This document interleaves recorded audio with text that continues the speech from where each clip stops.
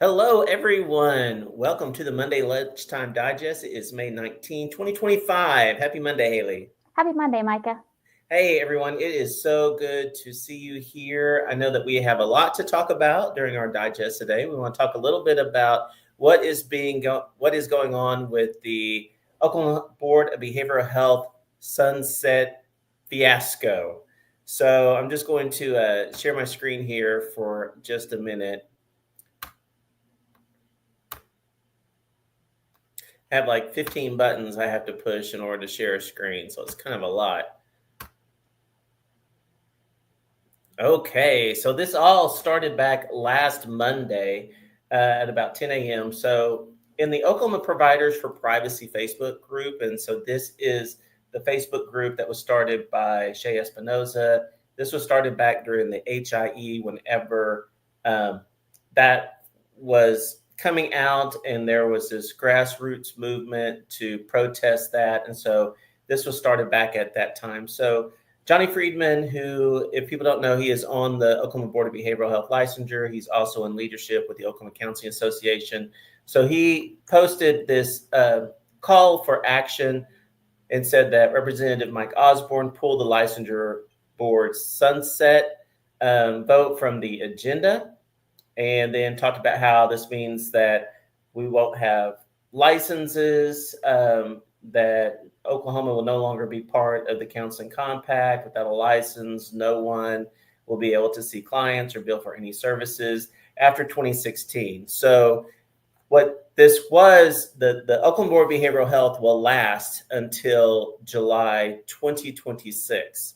And so this is something that whenever the board was first formed, it is a requirement that the legislature has to vote to approve its continued existence. I think this is every 3 or 4 years, if I remember right, that they have to do that. So the legislature was proactively putting this on the agenda to be able to vote on it. They still are able to vote on it next year, during the legislative session next year. So this is not an urgent thing. We still have it till July 2026 and can take care of it then. But this was the call for action. And then a few minutes later, he did post and say, Mr. Ashmore, which is Eric Ashmore, who's the executive director of the Oklahoma Board of Behavioral Health, and the OCA lobbyist, who's Linda Murphy, are reaching out to Representative Osborne's office and requested that we not individually contact them. So after this urgent call saying that, hey, everyone, this is being taken care of, well, people are on it, and we'll let you know what needs to happen. So in looking at the comments, and there was about, at least to date here, 180 comments on this. And so one of the comments was from Lacey Rakowski, and I'm sorry, Lacey, if I'm mispronouncing your last name, but she got a reply from Senator Osborne's office, or excuse me, Representative Osborne's office, saying that the reason why it was pulled is because the board is refusing to seat 20 UCO students for a licensing exam, that they've tried to meet with them several times. And basically they pulled it to try to get the board's attention. So this was her post of a reply that she got from Representative Osborne's office. We have reached out to Representative Osborne's office and have not gotten a reply from him. So we are not able to confirm this. We do have some people up at the Capitol, and at least from our contacts up there up at the Capitol, they're saying at least the rumor is, so we can't validate that this is the truth because we haven't talked to anyone specifically, but they validate that the rumor is that this does have to do with these UCO students not being able to sit for their exam. So I reached out to the Oklahoma Board of Behavioral Health licensure and was able to get a reply from Kelly Collins. So she sits on the board. She is the chairman of the Oklahoma Board of Behavioral Health licensure. And so here's their response. It says, regarding Senate Bill 397, which is the sunset bill, the bill to extend the sunset for State Board of Behavioral Health licensure was not heard in the House by the necessary 2025 timeline. Here are the current facts. The board will be sunsetting June 30, 2025. 2026 if no legislative action is taken prior to that date. The 2026 legislature can renew the Board of Behavioral Health licensure sunset to prevent this from happening, so they can put it on the agenda next year. Much of the information being shared about the situation is not factual.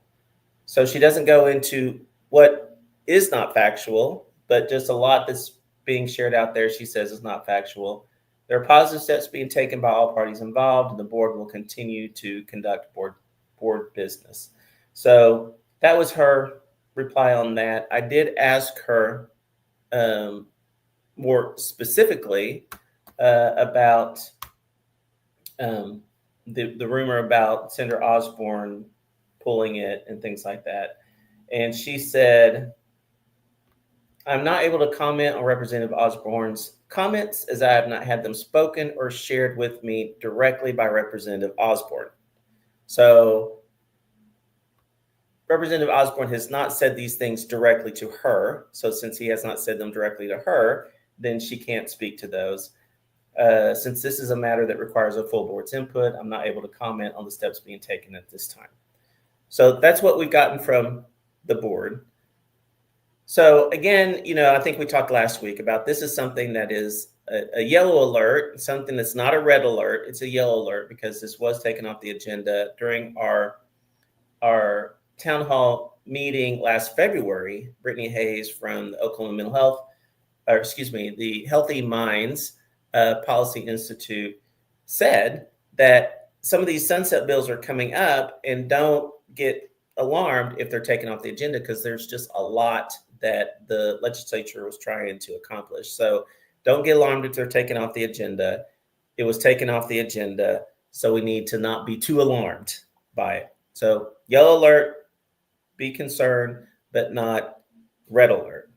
Now, having said all that, Hayley, if this is true, which this is speculation because we haven't talked to Representative Osborne's office, but if it was to get the board's attention and that this can still be taken care of during the next legislature session next year, what are your thoughts about that if this was taken off the agenda by a representative to get the board's attention? My thoughts on that are, it seems like there was a breakdown of communication way before this. If that is the only way that Representative Osborne thinks that the board would heed his call, if you will, then there seems to have been a breakdown of communication way before this. At least I hope the case. I hope that wasn't just a, answer my call or else I'm going to, not let the board continue. I hope it wasn't that. I have a suspicion that something has been broken down way before last week. And so whatever that breakdown of communication was, I'm hoping that moving forward, both parties, the Oklahoma legislation and Oklahoma Board of Behavioral Health, can mitigate that.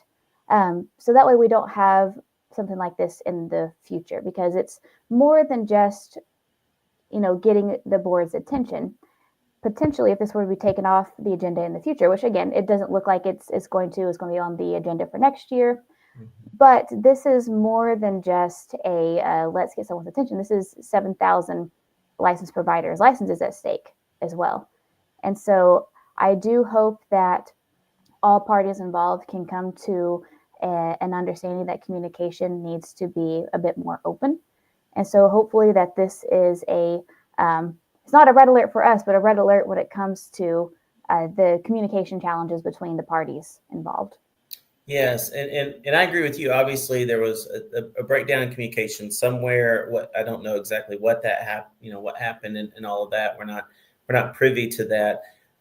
But to kind of play politics by taking this off of the agenda, if that's the reason why it was taken off the agenda, because Representative Osborne was frustrated that was not getting a response from the board, I think that there's probably other ways to go to them and say, hey, I need a response, or somebody needs a response from this, to say, we're going to take this off the agenda just to make a point.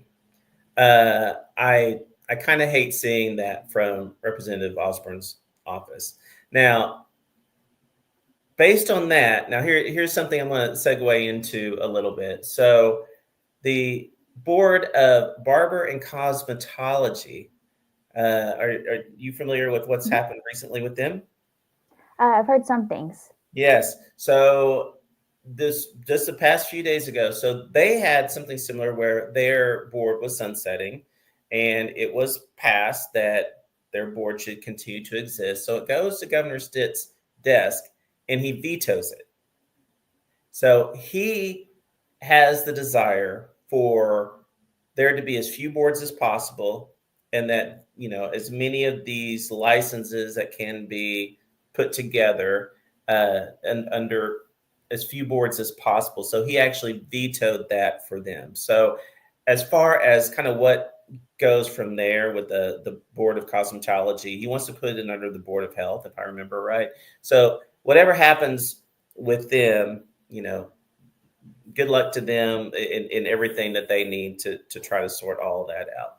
But here is my concern, is that if this had been on the agenda this year, and if this had been voted on this year, and then if it went to Stitt's desk, and if for whatever reason he decided to veto it because he decided that he wants the Oklahoma Board of Behavioral Health to be under the the Board of Health or something, right? We would have a whole year to figure out what that looks like. As such, if he decides to veto it next year, then we're going to have just a few months to figure out what to do with that. And so I don't think, again, this is just my opinion. My opinion, I don't think Representative Osborne has some master plan like, oh, I know that that's what's going to happen with this. I think it was playing politics to try to get the board's attention. But I'm afraid that they may have put in a situation that if Stitt decides to do that next year, that then we will have a lot less time to try to figure out how to respond to that. So this is my call to action to the Oklahoma Counseling Association. So anyone from the Oklahoma Counseling Association is listening. The government affairs committee that they have, plan now for worst case scenario. That let's plan that this is going to get voted on and go through. Which I don't think that there's really any concern that the legislature wants to get rid of the board. I mean, we haven't heard that from anyone. So there's not a concern that they really want to get rid of the board. But go ahead and have a plan in place that if Stitt decides, hey, I think I want the Oklahoma Board of Behavioral Health to actually go under, or to go under the department or the Board of Health, whatever, that you can immediately activate that plan to take steps. Because if that were to happen, you only have a few weeks, months to be able to respond to that. So have that in place. Have your project 2026 in place on what to do if Governor Stitt actually vetoes that if it gets to his desk. Absolutely. And it's unfortunate we have to think about things like that. Yeah. Now, I hope that that's not the case by any means. But to be continued. It's better to plan, not freak out, but plan than be caught off guard next year. Right. And again, I still think this is a yellow alert situation. So this isn't a red alert situation, but for the Oklahoma Counseling Association, for them to go ahead and plan how they're going to respond if Stitt decided to veto it in 2026, whenever our board will sunset, if this isn't taken care of. So anyway, more to be continued. So Hayley, we just finished with the Summer Super Summit. We did, Micah. It was our largest summer super summit yet. So we are 4 years strong, and I've already made some pre-sales for next year's summit. But our 4th year, I think, I want to say it was our most fun. I enjoyed it a lot. We had everything from a live snake exposure to, again, we had our networking event with chair massages and food. But also, I know I say this every year, but I feel like it's summer camp. every time we have the Summer Super Summit, I'm seeing a lot of familiar faces, but I'm also making a lot of new friends too.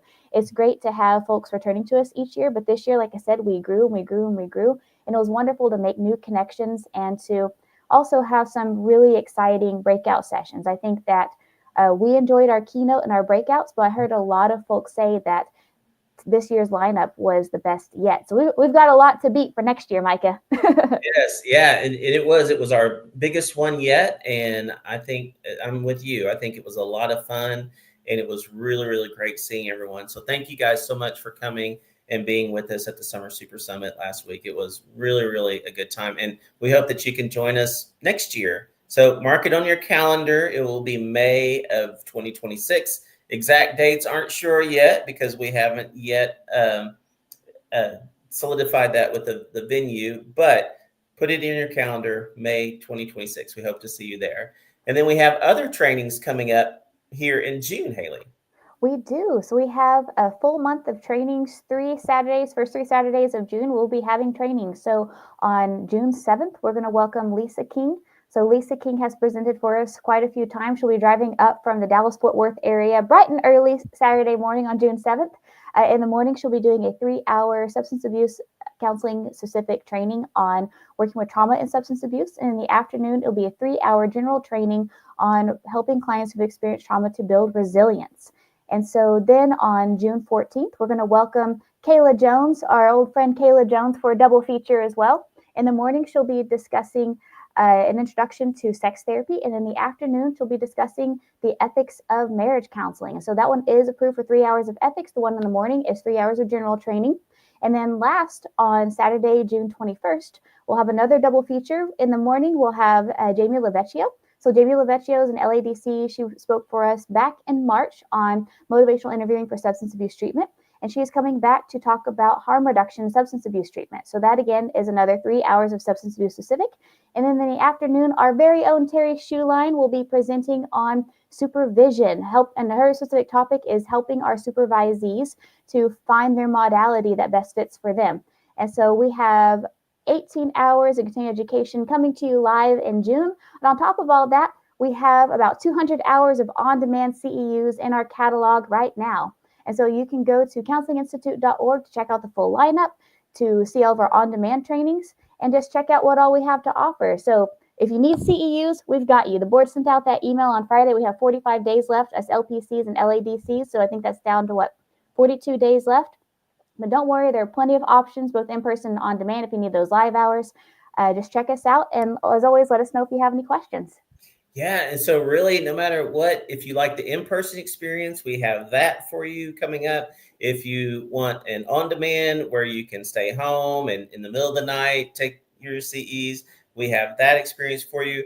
And then I know it's a little bit too soon to talk about it, but in in fall and then also in winter, we start doing our live webinars. And so if you want a live webinar experience, we have that for you as well. So no matter what type of experience that you want for your continuing education, we have that for you for Oklahoma mental health providers and beyond. We all are approved for all the boards here in Oklahoma: LPC, LMFT, LADC, and LCSW. So tell your colleagues about us and get your CEUs through us. So, Hayley, what are some of the other things that are going on in the world of mental health? So I have a couple of stories. One of them is local and one of them is nationwide. So I'll start with the local one. So this Thursday, the Oklahoma Public Safety Partnership is hosting a mental health informational session. So they're going to have representatives from the Healthy Minds Policy Initiative, from the Oklahoma City Police Department, and the Oklahoma City Fire Department, which has just started their own mental health initiative, having counselors on staff to help in crisis situations. But they're going to be meeting at Oklahoma City's University Science and Math Center this Thursday at 6 p.m. to discuss what mental health options, programs, services are available in the metro. So they're going to talk about everything from mental health treatment to crisis services and beyond. And so this is open to the public and is a free event. And so if you, your organization, or your clients might benefit from hearing what all OKC has to offer, you can go to k4.com to find out that information or show up to the Science and Math Center at Oklahoma City University this Thursday at 6. Oh, fantastic. That sounds like a great opportunity. Absolutely. And so That's what's going on locally, but nationally, there was a new study that came out of the University of Texas Health Science Center that found that hypersomnia, so sleeping too much, can lead to a decrease in mental health and cognitive performance. And so we might know that, too little sleep, so sleeping less than 7 hours per night, can definitely affect our mental health. It can lead to an increase in depression symptoms, anxiety symptoms, low stress and frustration tolerance. It can lead to cognitive difficulties, maybe difficulties with executive functioning. But the study found that those who slept 9+ hours a night also had an increased risk of developing poor cognitive performance, including poor executive functioning, poor attention, poor memory, and poor planning. And so they found that this was even greater of a risk in those who experienced depression. So if you had depression and you slept more than 9 hours per night, you're more likely to develop these cognitive difficulties. And so what the research said was that, ideally, and it kind of depends per person, of course, but ideally what we want to look for is 7 to 8 hours per night is what is optimal for mental health and cognition. I think that's just something to kind of keep in mind as we're working with folks with depression, that or folks in general, not only can hypersomnia lead to a decrease in cognitive ability, but if we're working with folks with depression, depression, sometimes a symptom of that is that hypersomnia, is sleeping too much, that can even more worsen their mental health and their cognitive ability. And so I thought that was fascinating. A lot of the research we've always found is that, sleep too little and you're going to have these issues, but sleeping too much can have the same effect. It's interesting and interesting that it's separate from, as you say, just a symptom of depression.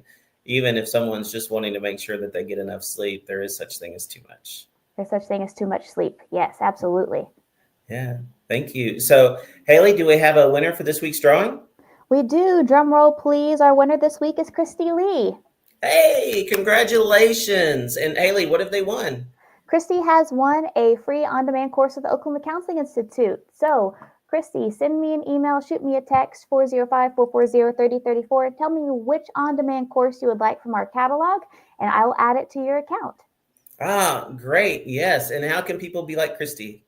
You can be like Christy by doing one or all three of three things. You can like this post, you can share this post, or you can comment like Renee did. Thank you, Renee. Enjoyed the conference this week. You can comment on today's post with your answer to today's question. Every time you do one of those three things, not only do you help us grow, help us to be seen by others, we also get another chance to win next week's prize. And so the question for this week is, what is on your agenda for Memorial Day?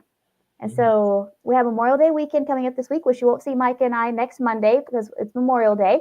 But I want to ask you, Micah, what do you have on the agenda for Memorial Day? Oh, no, Hayley. Usually we talk a little bit and you kind of give me a heads up on, okay, this is the question. I have a chance to think about it a little bit.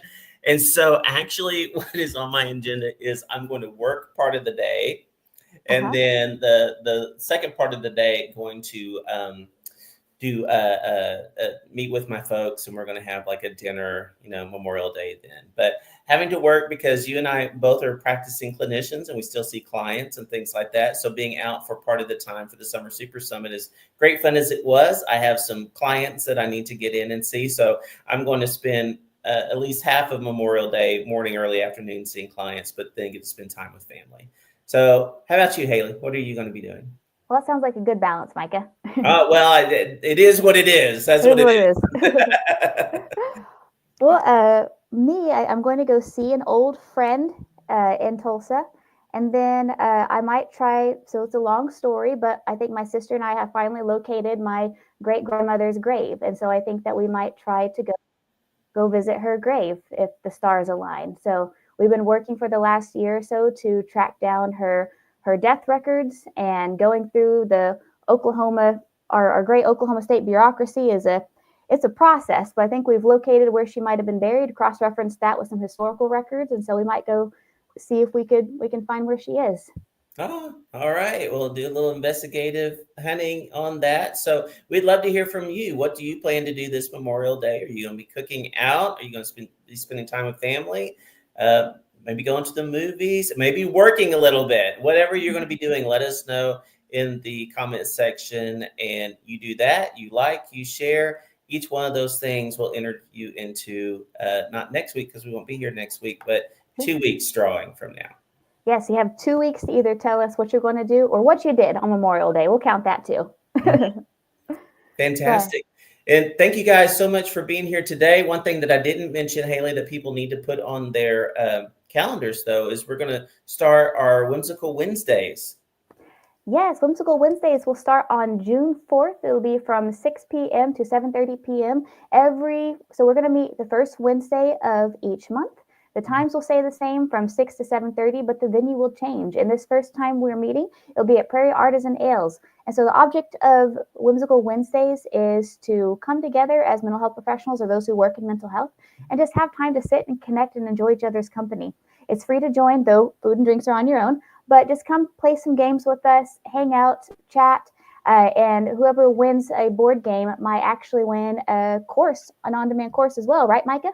That's right. Absolutely. So at Prairie Artisan Ales, it's there, kind of downtown Oklahoma City. What would we say? Kind of midtownish area. Mm-hmm. Kind of around there. And also they allow dogs. And so if you want to bring your dog with you, I plan on bringing Benny with me. I was talking with Kayla Jones. She's talking about bringing Moose with her. So if you'd like to bring your dog and just come down there and relax a little bit and quote unquote network. If you want to kind of consult a little bit, you can, but mainly it's just have a chance to connect with other clinicians and just hang out, have a little bit of fun, play a little bit of a game and have a chance to win free continuing education for playing the game. So we hope to see you there at our Whimsical Wednesday at Prairie Ale. What the name of it? Prairie Artisan Ales. Prairie Artisan Ale. Thank you very much. We hope to see you there. We hope to see you there. Until then, you all have a safe Memorial Day, and we'll see you soon. All right. Bye, everyone.